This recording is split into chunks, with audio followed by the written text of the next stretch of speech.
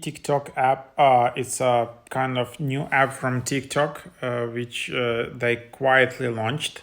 So it's only available in select countries right now for iOS and Android. It's not available in United States or Europe.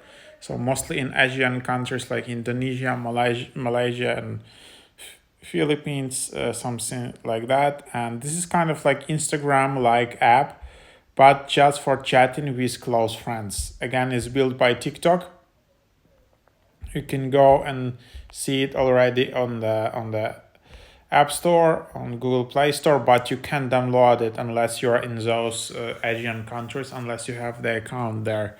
So yeah, it's kind of like Instagram feed, and very similar to Instagram feed, where you can post photos, save moments, post comments, but then you can just message with your close friends only. So that's kind of like TikTok clone of Instagram. TikTok is kind of afraid that they will be banned in United States, and therefore they're kind of trying to build some additional apps.